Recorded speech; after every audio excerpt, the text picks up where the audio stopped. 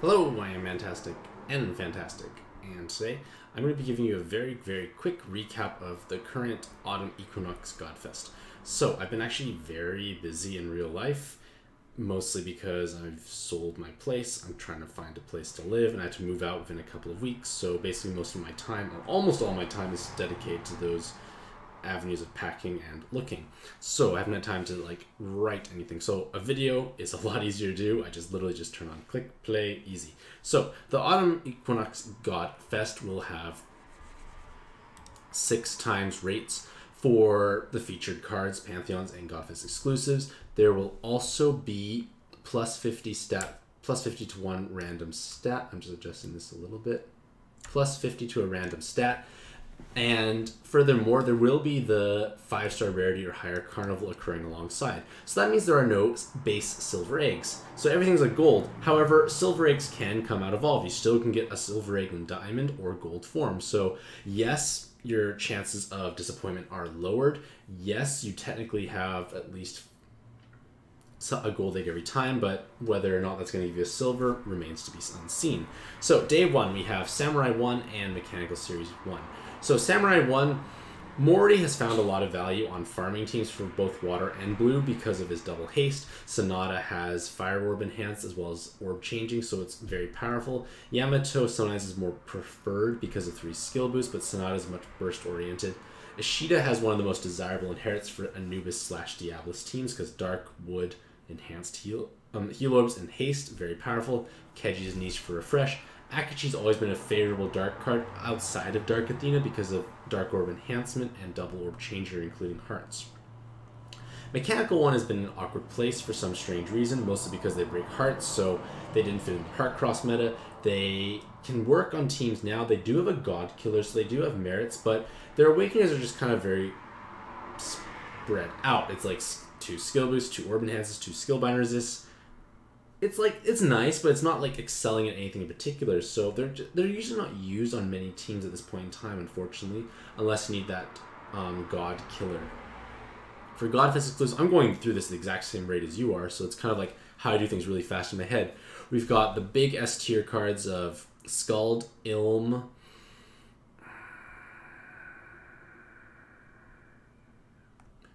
not Fenrir, Skald, Ilm, Yogg, Nay, and on my tier list, I'm going to bump Anamino up to S from A, mostly because of the fact that with the Pixel Awakenings from Final Fantasy collab, basically you have light pixel cards with Cloud, you have Yuna, Lightning.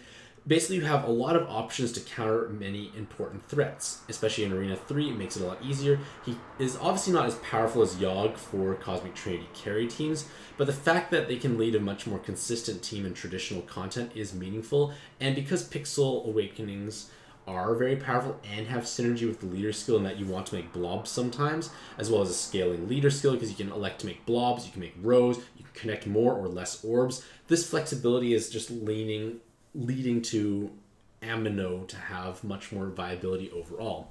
So you've got Skulls, you've got Amino, you've got Yogg, you've got Nay. You do have the Dragon Bounds, which are getting better evolutions. You also have the Norns, who have follow-up attack. So they do have a lot of promise in day 1 for the Godfest exclusives. Day 2 Indian series, Krishna has kind of really fallen off the charts in terms of leadership potential. His Awoken form I'm not a fan of. It's 2 orb hungry. Sarasvati is generally the 3 skill boost stick on water teams. Water struggles for skill boost for some strange reason, and Sarasvati is one of the best solutions, and that's why I don't actually make her Awoken, because I'd rather 3 skill boosts. Vishnu, he does work. He does have lots of TPA. He's just getting passed up for a lot of 7 combo cards, because 7 combo is better than TPA for the most part. Ganesha is going to always remain one of the most desirable cards in the game because of the fact that it can boost experience. When you can boost experience, everything is just easier. You can time your rank ups, you chain things happier, life is just easier. So if you have 1 Ganesha, never awaken them because you lose that experience leader skill. If you have 2, you can make the Awoken form because it's diversification. Durga's health reset is most notable on Dark Metatron teams. Outside of that, it is a burst, but when you take away a bunch of your health, a lot of teams don't like that. Wisdom 2 is in a terrible place right now. They are a surprisingly new Pantheon, but unfortunately they don't really fit anywhere. The True Gravity is cool, but with everyone having access to Diablos with their friends, the need to have your own is lowered, as well as Kundali just doesn't really fit very well in most teams. It gets passed over for most water cards. Akala's cross mechanic, its crosses are falling out of favor, low combo count, awkward play style. People don't like it. She's also vulnerable to binds. So many things can go wrong. And the two people's names I can't pronounce. Yes, their active skills got buffed, but no, like, well, the double haste can be useful for certain niche applications, but they're generally passed over for most things, so they're pretty low on my tier list as well. Again, this is just a fast, quick recap video. In terms of Godfest exclusive, let's look at the S's. We have Dark Metatron, Dark Kali. I think I'm going to dump Dark Kali down to A from S. Raw Dragon's cool and all, but it's just falling off. It's falling out of favor. So I feel like Dark Metatron can stay because she can clear endgame content. She's got damage control. She's got high multiplier. Can work well in Cosmic Trinity as a potential kill team, support team. It's just a useful, flexible leader overall, I feel. So I probably will demote Dark Kali and put Amino up instead into S. Other notable cards. We still have Fujin, who's still great. Yogg. I need to look at Sherry's Roots. Again, I haven't had a chance to look at anything. So we have Yogg, Nei, Amino, Fujin, and Dark Metatron. So a pretty even split of like S tier Godfest exclusive to Chase. Things to note that I feel that Tsubaki is very powerful with the double Dragon Killers. I'm not like it's a very solid A. It's just one card that's really standing out to me is Tsubaki's prowess. I think Sherry's Roots becomes a lot stronger with their future evolution. Again, I haven't had a chance to play much pad at all lately. My stamina sits at full, unfortunately, for a while.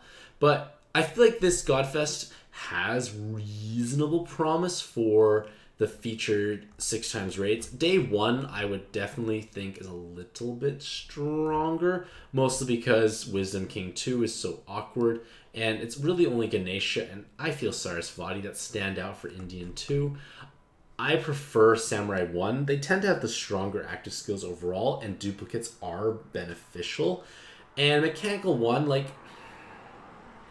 they're better than Wisdom Kings overall for sure, so I would definitely give Day 1 the better Pantheon lineup.